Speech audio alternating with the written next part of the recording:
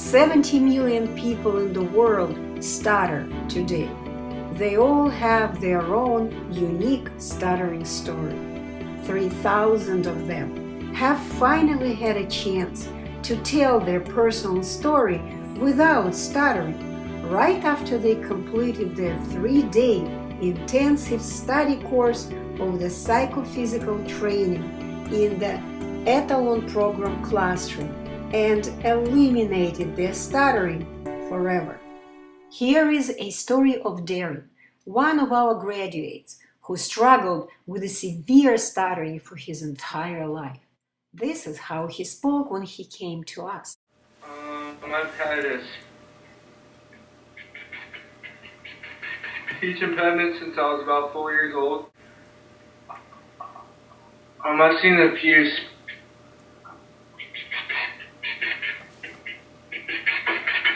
speech therapists. Now listen to Stutter-Free Darren telling his personal life story only 3 days later. The first time I started stuttering was when I was 4 years old. I went on a fishing trip and they videotaped me, and so like a few years later I looked back at that videotape and I saw that I had a really bad stutter, and I guess that's when I first realized that I had a stutter.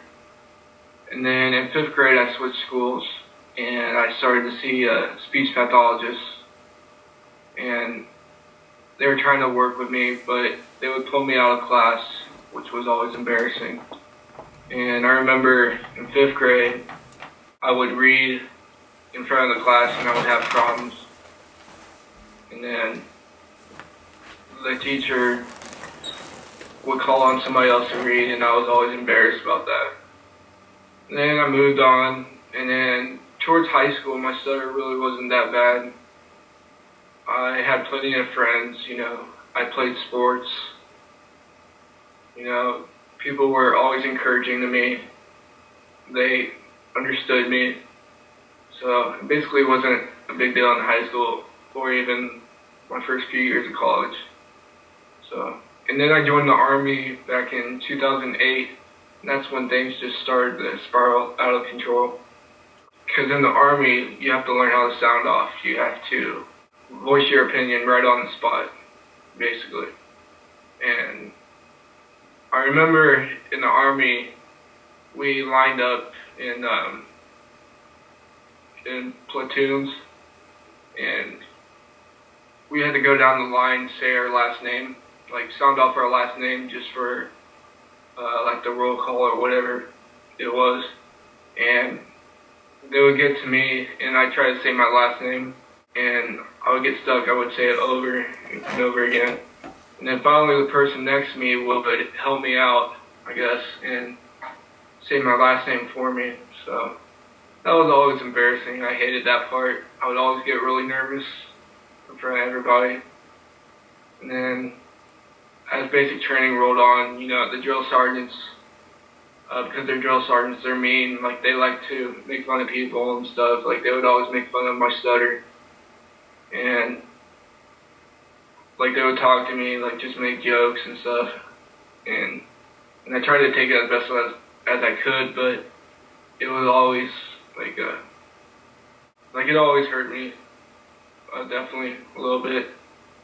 And then I remember one point towards the end of basic training, the first sergeant walked up to us because I was on duty at the front desk with another soldier, and we had to call it at ease when he walked up.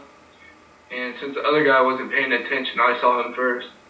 And when he walked up, like, I tried to say it at ease because you gotta yell it out for everybody here, and I couldn't get it out. So, of course, the first sergeant makes a huge deal out of it.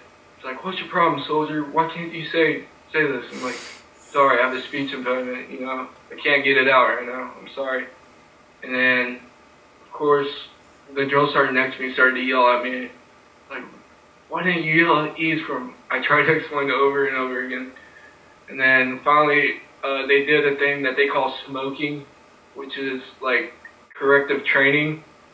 And which is like you have to do like a lot of push-ups and sit-ups or whatever until like your arms are completely sore and numb.